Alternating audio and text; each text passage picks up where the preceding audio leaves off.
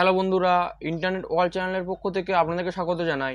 আজকে দেখাবো আপনারা কিভাবে রোজভ্যালির টাকা ফেরতের জন্য অনলাইনে খুব সহজে আবেদন করতে পারবেন এবং সেই আবেদনটি করার জন্য আপনাদের কী কী ডকুমেন্টস থাকা খুবই প্রয়োজনীয় এবং আপনারা কী ছোট ছোট ভুল যেগুলো একদমই করবেন না, যার জন্য আপনার ফর্মটি ভবিষ্যতে গিয়ে বাতিল হয়ে যেতে পারে। তাই এই ভিডিওটি শুরু থেকে শেষ পর্যন্ত মনোযোগ সহকারে দেখবেন এবং এই ধরনের ইনফরমেটিভ ভিডিওর জন্য এই চ্যানেলটিকে সাবস্ক্রাইব করে রেখে দেবেন। এই ফর্ম ফিল আপটির জন্য সবথেকে গুরুত্বপূর্ণ হলো যে আপনাদের কাছে যে সার্টিফিকেটটি রয়েছে সেই সার্টিফিকেটের নাম্বার কি, সার্টিফিকেটটি যে সার্টিফিকেটটি বেস করে আপনি যে টাকাটি জমা দিয়েছিলেন তার তারিখ কত এবং সেটি ম্যাচুরিটির তারিখ কত। এবং আরেকটি জিনিস এখানে রয়েছে ব্যাংকের বই কিংবা চেক বই। তো আপনাদের কাছে চেক বই না থাকলে আপনারা কি করবেন, এই সমস্ত বিষয়গুলি নিয়ে এই সম্পূর্ণ ভিডিওটি আপনাদের কাছে তুলে ধরতে চলেছি। তো এই ভিডিওটি দেখুন। আপনারা প্রথম আপনাদের পছন্দ মতো যে কোনো একটি ব্রাউজারে চলে আসবেন।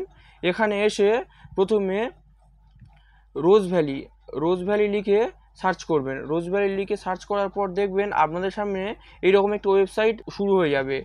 তো এখানে রোজ ভ্যালি অপশানটিতে আপনারা ক্লিক করবেন।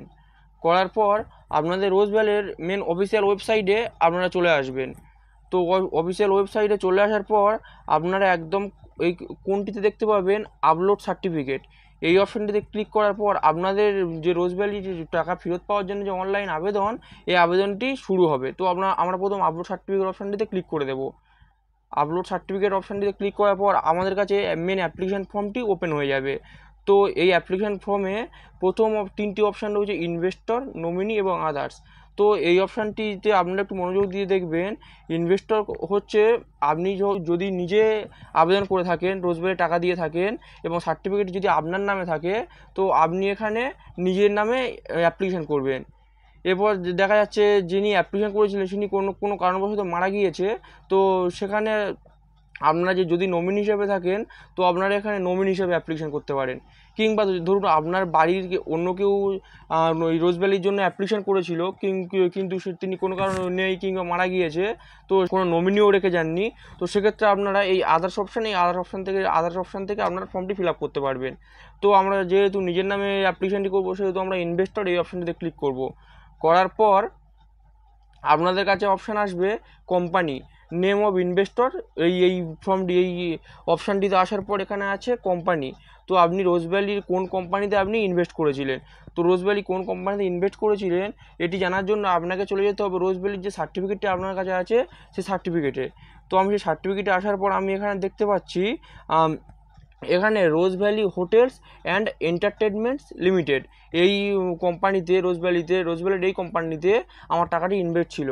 তো জেনারেলি আমি এই অপশানটিতে সিলেক্ট কোম্পানি অপশান থেকে এই অপশানটিতে আমি ওইটি কোথায় আছে খুঁজে নেবো।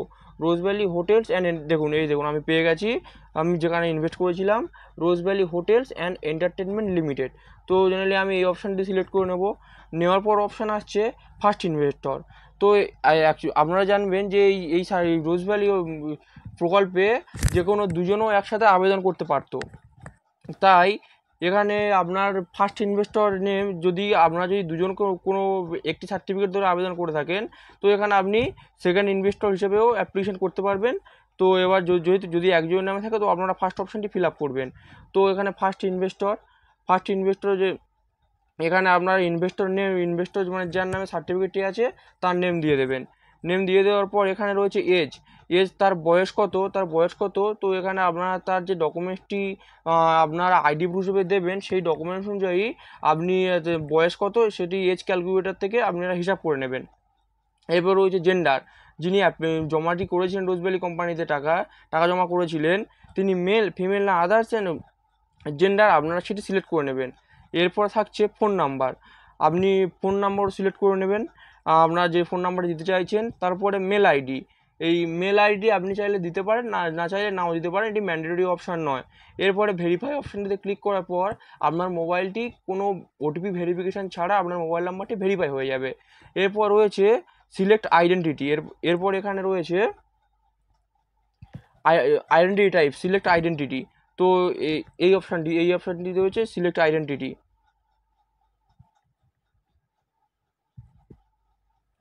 তো আপনারা এখানে সিলেক্ট আইডেন্টিটি অপশানতে ক্লিক করে দেখতে পাবেন কী কী ডকুমেন্টস যেখানে দেওয়া যাবে।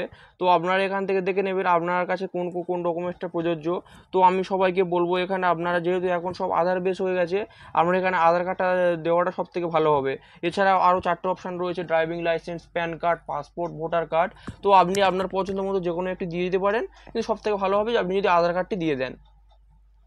তো এই অপশানটি ফিল আপ করার পর এখানে রয়েছে সেকেন্ড ইনভেস্টর। তো আমি প্রথমে যেটি বলছিলাম, কারো যদি সার্টিফিকেট যদি দুজনে একসাথে যদি ইনভেস্ট করে, তো এখানে সেকেন্ড ইনভেস্টর এই অপশানটিতেও আপনাদের ফিল আপ করতে হবে।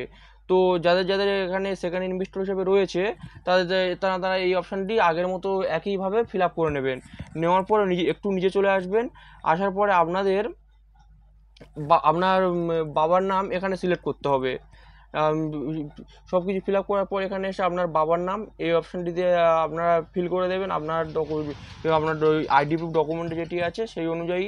এরপর অ্যাড্রেস, আপনার অ্যাড্রেস আপনি দিয়ে দেবেন। তারপর স্ট্রিট, আপনার স্ট্রিট, ভিলেজ, টাউন, সিটি মানে আপনার গ্রাম, শহর কিংবা নগর এইগুলো যা থাকবে, তো আপনারা যেহেতু গ্রাম বা শহর যে কোনো একটু দিয়ে দেবেন। এরপর হচ্ছে পোস্ট অফিস, আপনারা আমাদের নিজেদের পোস্ট অফিস দিয়ে দেবেন। তারপর থানা, পুলিশ স্টেশন, থানাও দিয়ে দেবেন। দেওয়ার পর হচ্ছে স্টেট, এখানে ড্রপ ডাউন অপশান আছে, ড্রপ ডাউন অপশান থেকে আপনার স্টেটটি আপনি কোন স্টেট থেকে বিলং করছেন এটি দিয়ে দেবেন। এরপর হচ্ছে ডিস্ট্রিক্ট, তারপর স্টেট অনুযায়ী আপনার ডিস্ট্রিক্টগুলি এখানে চলে আসবে। এখানে আপনারা আপনাদের ডিস্ট্রিক্টে দিয়ে দেবেন। দেওয়ার পর আপনার পিনকোডটি এখানে ফিল করে দেবেন। দেওয়ার পর আপনাদের এতদূর পর্যন্ত ফর্ম ফিল আপটি সম্পূর্ণ হলো। এরপর রয়েছে ব্যাঙ্ক অ্যাকাউন্ট ডিটেলস। এখানে যে ব্যক্তি ইনভেস্টটি করেছিলেন তিনি এখানে তার ব্যাঙ্ক অ্যাকাউন্টটি এখানে ফিল করবেন, যে অ্যাকাউন্টে টাকাটি বর্তমান নিতে চাইছেন। তো তার জন্য প্রথমে আমাদের কোন ব্যাঙ্কে অ্যাকাউন্ট সেটি এখানে আমাদের সিলেক্ট করে নিতে হবে। এখানে বিভিন্ন ব্যাঙ্ক আছে, আপনার যে ব্যাঙ্কটি থাকবে আপনি সেই ব্যাঙ্কটি এখান থেকে অপশানে ফিল করে দেবেন। এবার এখানে তো অনেক ব্যাঙ্ক আছে, যদি না খুঁজে পান এখানে সার্চ অপশান কিন্তু দেয়নি, আপনাদের একটা একটা করে খুঁজে নিতে হবে। এরপর আছে ব্রাঞ্চ, তো আপনার ব্রাঞ্চের নেম আপনার অ্যাকাউন্টে পাসবইয়ে থাকবে। এবার ব্রাঞ্চ কোড অপশানটি ম্যান্ডেটরি নেই, আপনি চাইলে দিতে পারেন, জানলে দিতে পারেন, না জানলে নাও দিতে পারেন। এরপর রয়েছে সেভিং ব্যাঙ্ক অ্যাকাউন্ট। তো এখানে সবথেকে গুরুত্বপূর্ণ হলো আপনাদের এখানে সেভিংস ব্যাঙ্ক অ্যাকাউন্ট নাম্বার দিতে হবে। আপনি আপনার কোনো কারেন্ট অ্যাকাউন্ট কিংবা কোনো স্যালারি অ্যাকাউন্ট কিংবা কোনো পেনশন অ্যাকাউন্ট এই ধরনের কোনো অ্যাকাউন্টের অ্যাকাউন্ট নাম্বার কিন্তু এখানে দিতে পারবেন না বা দেবেন না, সেটি ভবিষ্যতে আপনার জন্য সমস্যা সৃষ্টি করবে। এখানে রয়েছে এমআইসিআর অফ ব্যাঙ্ক, এটি ম্যান্ডেটরি নয়, এটি আপনারা না দিলেও অসুবিধা হবে না, কিন্তু আপনার অ্যাকাউন্টে যদি প্রিন্ট থাকে এমআইসিআর কোডটি, তো আমি বলবো এমআইসিআর কোডটি এখানে দিয়ে দেবেন। এরপর রয়েছে IFC code of the bank, আপনি এখানে আপনার ব্যাংকের যে আইএফসি কোডটি আছে যেটি আপনার পাসবুকে প্রিন্ট আছে সেটি আপনি এখানে আপনার আইএফসি কোডটি খুব ভালোভাবে ফিল করে দেবেন। দেওয়ার পর এখানে রয়েছে একটি বক্সে রয়েছে অনেকগুলি অপশান। এই অপশানটি হচ্ছে সবথেকে বেশি গুরুত্বপূর্ণ এবং ভাইটাল পয়েন্ট, এটিকে আপনারা সবথেকে বেশি মন দিয়ে গুরুত্ব সহকারে দেখবেন। আমি একটির পর একটি আপনাদেরকে খুব ভালোভাবে বুঝিয়ে বলে দিচ্ছি। তো এখানে প্রথম অপশানে রয়েছে ইনভেস্টর সার্টিফিকেট নম্বর কিংবা বন্ড নম্বর। এটি কোনটা? ইনভেস্টর সার্টিফিকেট নম্বর কিংবা বন্ড নম্বর কোনটা? এখানে আপনার কাছে যে সার্টিফিকেটটি রয়েছে এখানে দেখবেন সার্টিফিকেট নম্বর, বুকিং ফর্ম নম্বর, এখানে একটু অপশান রয়েছে দেখবেন বুকিং ফর্ম নম্বর। এটি হচ্ছে ইনভেস্টর সার্টিফিকেট নম্বর কিংবা ফর্ম নম্বর। তো এটি আপনারা এখানে খুব ভালোভাবে ফিল করে দেবেন। এরপরে দেখবেন এখানে দিয়েছে names of the certificate holder. তো এখানে আপনারা যে আপনাদের সার্টিফিকেটে আছে সেটি যদি সিঙ্গেল হোল্ডার হয় বা কোনো একজন যদি সেটি নিয়ে থাকেন, তো এখানে আপনারা শুধু তার নামটাই দিয়ে দেবেন, কিংবা যদি দুজনে থাকে তো আপনারা সেই নামটি ফিল করবেন, দিয়ে একটি কমা দেবেন, দিয়ে দ্বিতীয় নামটাও ফিল করে দেবেন।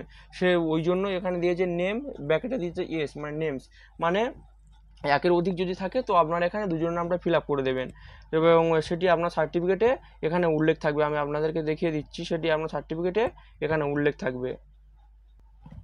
এখানে রয়েছে নেম বা ফার্স্ট বা সোল অ্যাপ্লিক্যান্ট। তো এখানে যেহেতু একজনই অ্যাপ্লিকেশন করেছিল তো এখানে আপনার ওই নেমটি থাকবে। এখান থেকে আমি একটু সিকিউরিটি রিজন এটা ব্ল্যাক করে দিয়েছি।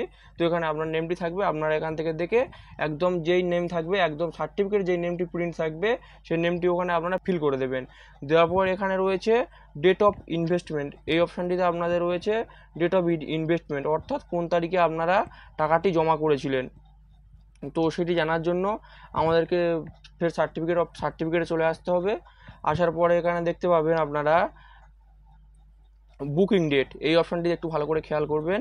এখানে আমরা দেখতে পাবেন বুকিং ডেট, এটি আপনারা ভালো করে ডেটটি খেয়াল করে নেবেন। নেওয়ার পর আপনারা এখানে এসে ডেট অফ ইনভেস্টমেন্ট, এখানে ওই বুকিং ডেটটি বসিয়ে দেবেন। এবারে এখানে রয়েছে অ্যামাউন্ট অফ ইনভেস্টমেন্ট, মানে আপনি কত টাকা জমা করেছিলেন, আপনি কত টাকা কোম্পানিতে জমা করেছিলেন। তো এটার জন্য সার্টিফিকেটে চলে আসবেন এবং এসে এখানে আপনারা পরিষ্কার খুব ভালোভাবে দেখতে পাবেন অ্যাপ্লিক্যান্ট ভ্যালু 170 টাকা, নাম্বার অফ ইনস্টলমেন্ট 60, অর্থাৎ যার নামে সার্টিফিকেটটি আছে তার দেওয়ার কথা ছিল 170 টাকা করে 60টা কিস্তি। তো এখানে দেওয়ার কথা ছিল 10,200 টাকা, 170 টাকা করে 60টা কিস্তি হলে ছিল 10,200 টাকা। তো যদি সেই অ্যাপ্লিক্যান্ট যদি সবগুলো কিস্তি দিয়ে থাকে তো আপনারা এখানে এই ঘরটিতে সেই অ্যামাউন্টটি বসিয়ে দেবেন।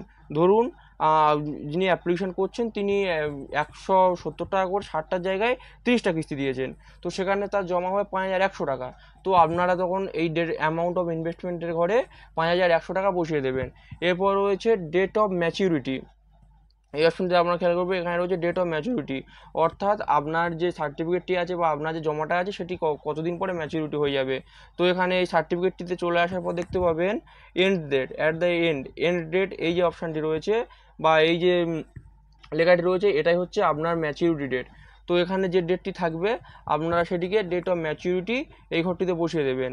এরপরে রয়েছে একটি গুরুত্বপূর্ণ অংশ, amount received at maturity / refund by company বেনি, অর্থাৎ এখানে বলতে চেয়েছে আপনি কোম্পানি থেকে ম্যাচুরিটির পরে কোনো টাকা ফেরত পেয়েছেন কি না।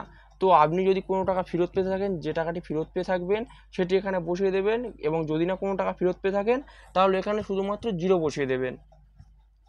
তারপরের অপশানটিতে রয়েছে amount of principal not refunded বা অ্যামাউন্ট অফ ক্লেম, অর্থাৎ আপনি যে টাকাটি দিয়েছিলেন আপনার মোট কত টাকা ছিল যেটি আপনি রিফান্ড পাননি।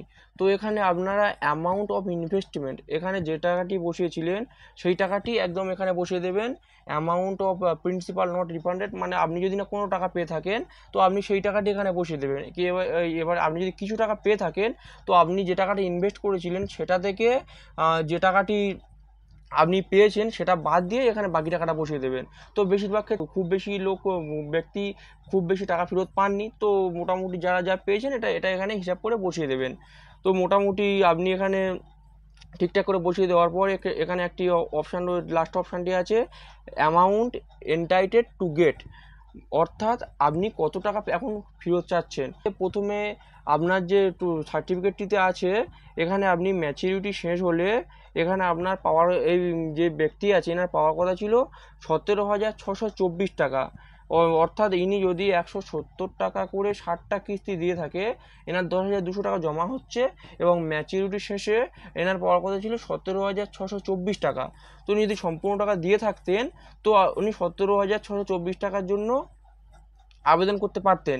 এটি প্রথমে ওই রোজভ্যালি অফিসিয়াল ওয়েবসাইটে অ্যাপ্লিকেশন করা যাচ্ছিল যে আমি 17,624 টাকা পেতে চাইছি, কিন্তু বর্তমানে ওয়েবসাইটটি একটু আপডেট করার পর এখানে আপনারা শুধুমাত্র সেটাই ফর্ম ফিল আপ করতে পারবেন যে আসল টাকাটি শুধুমাত্র আপনি কোম্পানিতে এখন দিয়ে রেখেছেন, শুধুমাত্র সেই টাকাটি দিয়ে আপনারা এখানে ফর্মটি ফিল আপ করতে পারবেন। তো আপনারা এই সবগুলি খুব ভালো করে একবার ফিল আপ করে দেখার পর সম্পূর্ণ ফর্ম একবার খুব ভালো করে মিলিয়ে নেবেন। নেওয়ার পরে তো এখানে আপনারা এই কন্টিনিউ ফর ডকুমেন্ট আপলোড এই অপশানটিতে ক্লিক করবেন। তো চলুন আমি এই ফর্মটি পুরোপুরি ফিল করে নিই।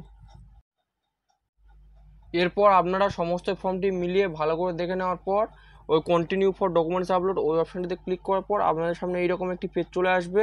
এখানে রয়েছে আপনাদের ডকুমেন্টস আপলোড করার অপশানগুলি, তো ওখান থেকে আপনারা খুব ভালো করে এগুলো দেখে নেবেন।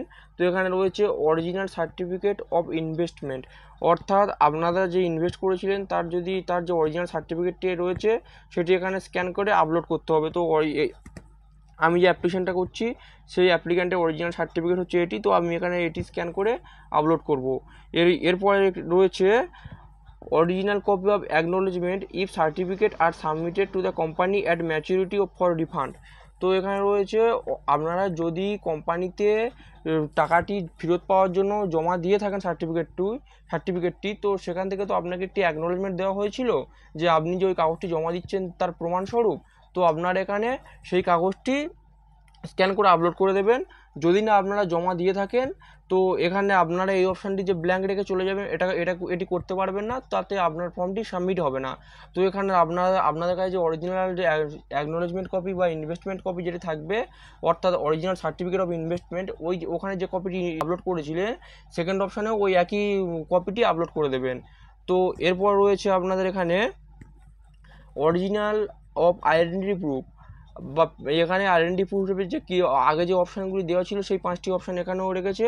তো আপনি যে আইডেন্টিটি প্রুফ হিসাবে যে ডকুমেন্টসটি ওখানে সিলেক্ট করেছিলেন এখানে সেই ডকুমেন্টসটি আপলোড করে দেবেন। এরপর রয়েছে অরিজিনাল অফ অ্যাড্রেস প্রুফ। তো এখানে অ্যাড্রেস প্রুফ হিসাবে আপনাদের কাছে বিভিন্ন অপশান দিয়ে দিয়েছে: passport, voter card, Aadhaar card, driving licence, electric bill, telephone bill ও রেশন কার্ড। এই এতগুলি অপশানের মধ্যে আপনাদের কাছে যেটি সবথেকে ভালো মনে হবে এবং যেটি আপনাদের কাছে থাকবে সেটি এখানে দিয়ে দেবেন। তো আপনি যেহেতু আধার কার্ড ওখানে আপলোড করছেন, এখানে আপনারাও সেই আধার কার্ডটি আপলোড করে দিতে পারেন। এরপর এখানে রয়েছে photocopy of the front page of the bank passbook, মানে এখানে আপনার ব্যাঙ্ক পাসবুকের ফ্রন্ট পেজের ফটোকপি চেয়েছে। তো আপনারা এখানে আপনার ব্যাংকের বইয়ের ফার্স্ট পেজের যে ছবিটি রয়েছে, অর্থাৎ যেখানে আপনার ছবি দিয়ে স্ট্যাম্প করা আছে সেটি দিলে ভালো হয়, কিংবা আপনার যে পেজটিতে আপনার অ্যাকাউন্ট নাম্বার এবং আইএফসি কোড এটি প্রিন্ট আছে সেটি এখানে দিয়ে দেবেন। দেওয়ার পর রয়েছে এই অপশানটিতে ফটোকপি অফ ক্যান্সেল চেক। এখানে ক্যান্সেল চেকের যে অপশানটি রয়েছে, তো এটি সবথেকে গুরুত্বপূর্ণ এবং এটি নিয়ে আমি আপনাদেরকে প্রথমেই বলেছি। তো আপনাদের কাছে চেক থাকলে সেটিতে ক্রসভাবে ক্যান্সেল লিখে এখানে আপলোড করে দেবেন।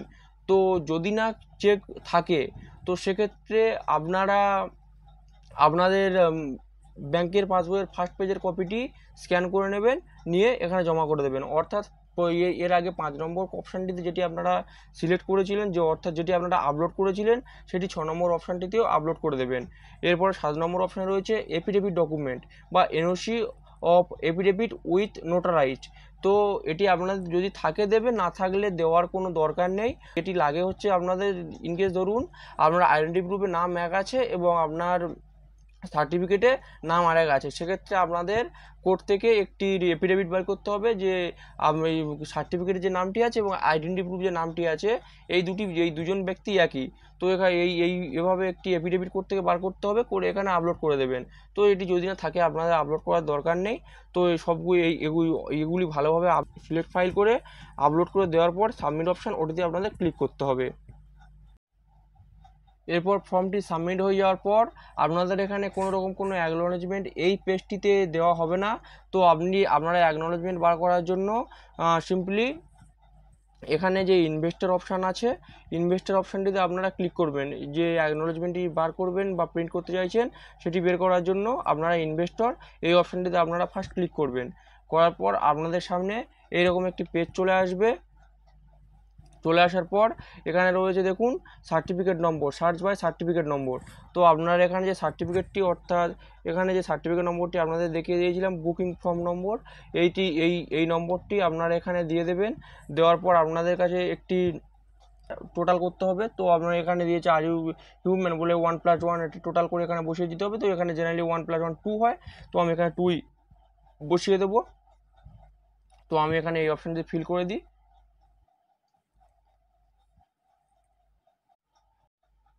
এখানে সার্টিফিকেটটি নম্বরটি দেওয়ার পর এখানে 5+1 এটি টোটাল জানতে চেয়েছে। তো আমি এখানে টোটাল 6 হবে, এটি ফিল করে দেওয়ার আমি ফার্স্ট সার্চ করব। এখানে সার্চ করার পর আপনারা যে অ্যাপ্লিকেশনটি করেছিলেন অ্যাপ্লিক্যান্টের নেম, সার্টিফিকেট নম্বর, অ্যাকনোলেজমেন্ট নম্বর, এছাড়া ইনভেস্টেড অ্যামাউন্ট এই অপশানটি এখানে শো করবে।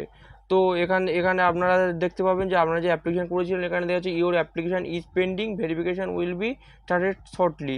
তো এখানে আপনি যে অ্যাপ্লিকেশনটা করেছিলেন সেটি এখনও পেন্ডিং আছে, তো এটি ভেরিফিকেশান কিছুদিনের মধ্যেই হয়ে যাবে। তো আপনারা যেটি অ্যাপ্লিকেশন করেছিলেন তার অ্যাকনোলেজমেন্টটি ডাউনলোড করার জন্য এখানে দেখুন অ্যাকনোলেজমেন্ট অপশানটি এখানে রেড হয়ে আছে। তো আপনারা সিম্পলি এখানে ক্লিক করবেন। করার পর আপনাদের কাছে এই আপনি যে অ্যাপ্লিকেশন করেছিলেন তার পুরো ডিটেলস এইভাবে চলে আসবে। এখানে যে প্রিন্ট অপশানটি রয়েছে, এখানে প্রিন্ট অপশানটিতে ক্লিক করে আপনারা এটি PDF কপি বা প্রিন্ট কপি নিতে পারবেন।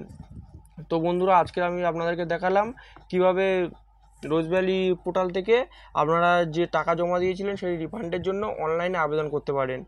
তো আজকের ভিডিও এই পর্যন্ত। ভিডিওটি ইনফরমেটিভ মনে হলে ভিডিওটিকে লাইক, শেয়ার এবং চ্যানেলটিকে সাবস্ক্রাইব করে রাখবেন। ধন্যবাদ।